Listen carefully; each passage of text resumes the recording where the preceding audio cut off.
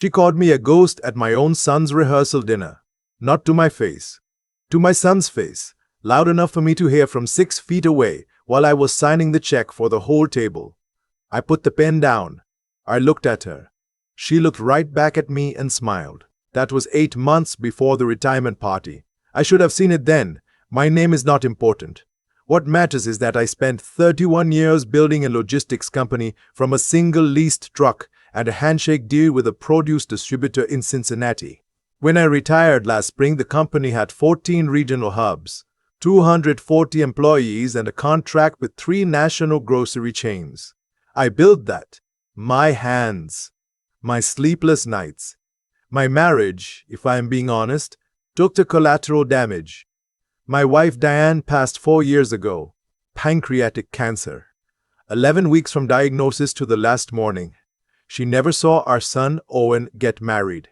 I think about that more than I let on. Owen is 34. He is smart. The way that people who have always had a safety net are smart, confident, quick, but not entirely tested. I paid for his MBA. I gave him a position at the company when he graduated, not because he was my son, but because he genuinely had talent for operations. He earned his promotions. I want to be fair about that. He met Serena at a company conference in Nashville. She was in marketing for a hotel group. Beautiful, polished, the kind of woman who makes a room organize itself around her. I liked her at first. She had energy. She made Owen laugh the way he used to laugh when he was a kid. The first time she came to my house for Sunday dinner, she walked to every room like she was pricing it. I told myself I was imagining things. The engagement happened fast, 14 months after they met. Owen called me on a Tuesday evening, and I could hear the happiness in his voice, and I told him that was wonderful, that I was proud of him, that I could not wait to meet her family. I meant all of it. Her parents flew in from Scottsdale. Her father, Neil, was a retired orthopedic surgeon. Her mother, Patricia, was the kind of woman who corrected people's grammar at dinner parties. They were pleasant enough. We had a cordial meal at a steakhouse near my house in Columbus. Neil shook my hand firmly and told me Owen was a fine young man. Patricia complimented my watch. 2 weeks later, Owen sat across from me at my kitchen table and told me that Serena felt the venue she wanted for the wedding was outside their budget. I asked what venue. He said the Westbrook Estate. I know the place. A restored manor house 40 minutes outside the city, the kind of property that ends up in bridal magazines. I looked it up that evening. The rental alone was $32,000 for a Saturday. I asked Owen what their budget was. He said Serena's parents were contributing $20,000. I let that sit for a moment. I asked what he expected from me. He said he was not asking me for anything. He was just telling me how things stood. He said it exactly like that. He was not asking. He was just telling me how things stood. I wrote the check, $60,000, to cover the venue, catering for 160 guests, the florist, the photographer, the videographer, the rehearsal dinner at an Italian restaurant downtown, the honeymoon deposit to Tuscany. I told Owen that was my wedding gift to him and Serena, and that I was glad to do it. I told him his mother would have wanted it. He hugged me. He seemed genuinely moved. That evening, Serena texted me. Not called, texted. It said, Owen told me what you did. That's really generous of you. We're so excited. Not thank you, not I appreciate it. We're so excited. I set the phone down and went to bed. The party was my company's idea, not mine. My operations director, a woman named Beverly who had been with me for 19 years, organized it. She booked a private room at a hotel downtown, invited the senior staff, a few longtime clients, Owen, and a handful of my oldest friends. 60 people maybe. Dinner, speeches, the kind of evening I would have preferred to skip but understood the importance of. I had stepped back from day-to-day operations the month before, handing the majority of shares to a board I trusted and retaining a minority stake and an advisory role. I wore the same suit I wore to Diane's sister's funeral 3 years ago. It still fit. I took that as a small victory. Beverly had put Owen on the guest list as family, of course. Serena came with him. The wedding was still 4 months away at that point, but they had been living together in a condo in the short north that I had co-signed the lease on. That detail becomes relevant later. Dinner was fine. The salmon was overcooked, but I did not say anything. 3 people gave speeches. My former CFO told a story about me driving 3 hours in a snowstorm to personally deliver a misshipment to a grocery chain in 2009 because I refused to lose the account. That part was true. Beverly cried a little. I shook a lot of hands. About 40 minutes after dessert, I was standing near the window talking to an old friend of mine, a man named Chester, who I had known since we were both young fathers coaching Little League in the same suburb, when Owen appeared at my elbow and said he needed to speak to me privately. I excused myself from Chester. We stepped into the corridor outside the private room. The carpet was patterned burgundy and gold, the kind that absorbs sound. I remember that detail. Owen said Serena wanted to talk to me. I said, "Of course, where is she?" He said she was outside. We walked through the lobby to a small seating area near the hotel entrance. Serena was standing, not sitting. She was wearing a green dress and she had her arms crossed, which I noticed, and I told myself meant nothing. She said she wanted to talk to me about the house. I said, "What about the house?" She said she and Owen had been thinking, and they felt it made more sense for them to move into my house after the wedding, and for me to move somewhere smaller, something more suited to one person, maybe a senior community or a condo. I want to be precise here. She did not phrase it as a question. She phrased it as something that had been decided and was now being communicated. My house is not a sentimental object I am clinging to out of stubbornness. It is a 4-bedroom colonial in Bexley that Diane and I bought in 1997 and spent 22 years making into a home. Her garden is still in the backyard. Her handwriting is still on a piece of tape on the inside of a kitchen cabinet where she labeled the shelf heights when we reorganized the pantry in 2011. I have not taken that tape off. I know that probably tells you more about me than anything else I will say tonight. I looked at Serena. Then I looked at Owen, who was standing slightly behind her with his hands in his pockets, looking at the floor. I said, "I'm not moving out of my house." Serena said she understood this was a big adjustment, but the house had 4 bedrooms and it was a waste for one person. She said they were going to need the space when they started a family.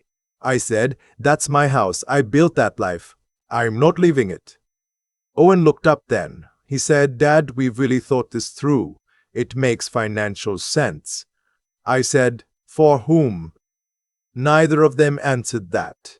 I said I was going to go back inside and finish saying goodbye to my colleagues, and that we could talk about anything they wanted to talk about at another time, but that this conversation was over for tonight. Serena said, "We need an answer." I said, "You have one."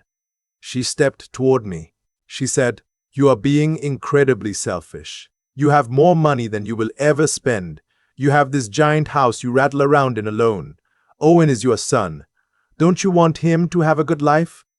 I said that I did, and that I also intended to keep living mine. She looked at me for a moment with an expression that I can only describe as the face someone makes right before they do something they have already decided to do. Then she slapped me.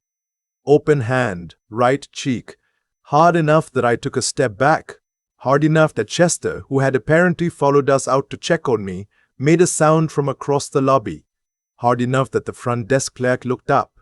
The room went very quiet, the way rooms do after something unexpected and irreversible has happened. Owen said, "Serena," she said, "he knows what he's doing."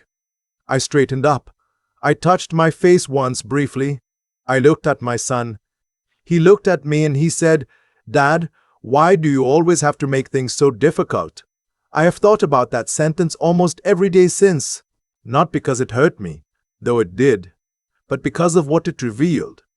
It told me that in Owen's version of events, in the story he had been living inside of, I was the difficult one. I was the obstacle. I was the problem that Serena was managing. I said very quietly, "Good night, Owen." I went back inside. I said goodbye to Beverly and told her that dinner was perfect and that I was grateful for everything she had done for me over the years, and I meant it completely. I shook Chester's hand. He looked at me with the face of a man who had seen something and did not know what to do with it, and I told him I was fine and that I would call him that week. I drove home alone. The house was dark when I pulled into the driveway. I sat in the car for a few minutes. Diane's rose bushes were visible in the glow from the porch light, the ones she planted along the left side of the fence the summer before Owen started high school. She had worn gardening gloves with yellow sunflowers on them. I still have those gloves in the garage on a hook where she left them. I went inside.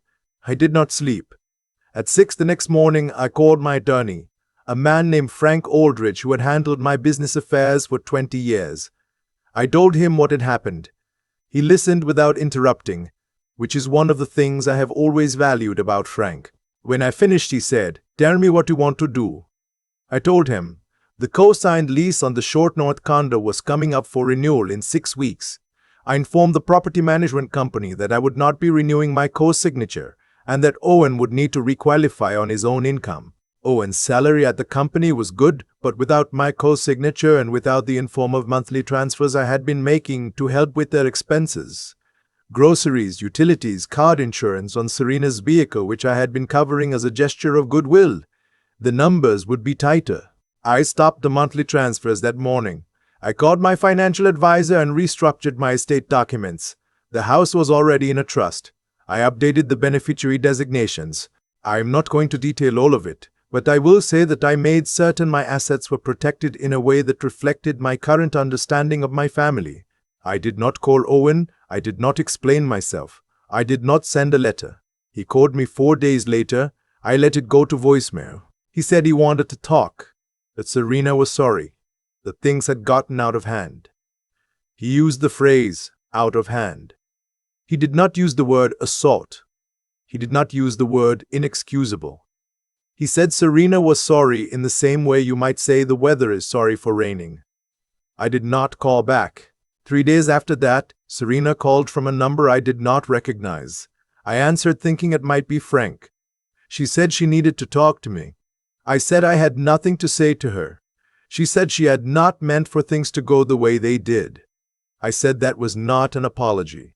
She said she was trying. I said to try with a written letter through my attorney and hung up. No letter came. 2 weeks before the wedding, Owen came to my house. He knocked. I answered. He looked tired, the way young men look when they have been doing the math on their lives and not liking the results. He said Serena had gone too far. He said he knew that. He said he should have stopped her and he didn't, and he was sorry. He looked like he meant it. He looked like a boy, the way he sometimes still does when he is frightened. I told him I accepted his apology. I told him that did not mean everything was resolved. I told him that I would not be attending the wedding. He stared at me. I said, what she did in that hotel lobby was a crime. She struck me. Your response was to tell me I was being difficult. I need time, Owen, and I need you to understand that your choices have weight. He said, she's my wife. Or she's going to be. I said, I know. He stood on my porch for another minute. Then he left. The wedding happened on a Saturday in June. I spent that day at the cemetery, sitting with Diane for a while, and then I drove out to a diner I used to go to with Chester when our kids were small, and I had coffee and a piece of pie, and Chester sat across from me and we talked about very little, and it was exactly what I needed. Chester picked up the check. I let him. A month after the wedding, Owen called to tell me they had moved into an apartment in Dublin, not the condo. He said things were good. He sounded careful, the way people sound when they are choosing their words around someone they are no longer entirely certain of. I said I was glad he was well. I meant it. The monthly transfers did not resume. I did not bring it up. He did not ask. Beverly called me in August to tell me that Owen had been performing well at the company, that the board was pleased with him, that I had raised a good man for the business. I thanked her. I did not tell her what had happened. I figured she had a sense of it, and that was enough. I've not been back to that hotel since the retirement party. I drove past it once on the way to a doctor's appointment, and I looked at the entrance where we had stood that night. The glass doors and the dim gold light inside, and I felt something I could not entirely name. Not anger, not grief exactly. Something more like the feeling of a door that has been closed and will not open the same way again. My house is still my house. Diane's handwriting is still on that tape inside the cabinet. The rose bushes came back this spring. All of them, even the one on the far end that had looked uncertain last fall. I take my coffee on the back porch most mornings now. I watch the garden. I think about the 31 years and the 14 hubs and the 240 people who came to work every day because I made something worth coming to. I think about the retirement party and the salmon that was overcooked and Chester's face in the lobby and the burgundy carpet and the sound that the room made afterward. I think about Owen. I think about home more than I would like to admit. But I keep my house. I sit in my chair. I drink my coffee. She thought she could walk into my life and reorganize it like furniture. She thought wrong. I have been thinking a lot lately about what we teach people by saying yes. Not the big yeses. Not the ones you think about carefully, the ones you lose sleep over. I mean the small ones, the ones that feel like generosity in the moment, and only reveal themselves as something else much later, when the person you said yes to has stopped saying thank you altogether. I said yes to a lot of things over the years. I said yes to the condo lease. I said yes to $60,000 for a wedding at a property I had never been invited to tour. I said yes to the car insurance, the utilities, the monthly transfers that I told myself were gifts, but were really, if I am honest, attempts to stay connected to a son who had started to drift in a direction I did not fully understand. What I got in return, at the end of a night that was supposed to celebrate 31 years of honest work, was an open hand across my face in a hotel lobby. I do not tell that part of the story for sympathy. I tell it because it clarified something I had been too comfortable to see clearly. There is a version of generosity that teaches people nothing except that more is available if they push. I've been practicing that version for years without knowing it. Owen did not become the man who stood behind his wife that night because he was cruel. He became that man because I never made him stand on his own long enough to understand what standing felt like. That is not blame shifted onto myself to spare him. It is just the honest accounting of how things compound. Every choice has a downstream. Every time I smoothed something over, stepped in before the difficulty arrived, wrote the check before he had to figure it out himself, I was quietly teaching him that the difficulty would always be managed by someone else. And Serena, whatever else is true about her, recognized that arrangement immediately and understood exactly how to use it. The slap was the moment the arrangement became visible. That is all it was. A moment of visibility. What I did the next morning was not revenge. I want to be clear about that, because revenge is about making someone feel what you felt, and that was not my interest. What I did was simply stop. I stopped the transfers. I stopped the crow signature. I stopped being the floor that other people walked across without looking down. That is not revenge. That is just dignity, reasserted. The hard part, the part I sit with on the back porch most mornings now, is Owen. I love my son. That is not complicated. What is complicated is loving someone, and also refusing to keep enabling the version of them that hurts you. Those two things can be true at the same time and they do not cancel each other out. I kept my house. I kept Diane's garden and her handwriting on that strip of tape inside the cabinet. I kept 31 years of something I built with my own hands and my own choices. The people who tried to take it had everything I gave them and still wanted more. There is a lesson in that, and it is not about them. It is about learning. Late, maybe, but not too late. That what you protect says more about your values than what you give away. I protected mine. That is enough.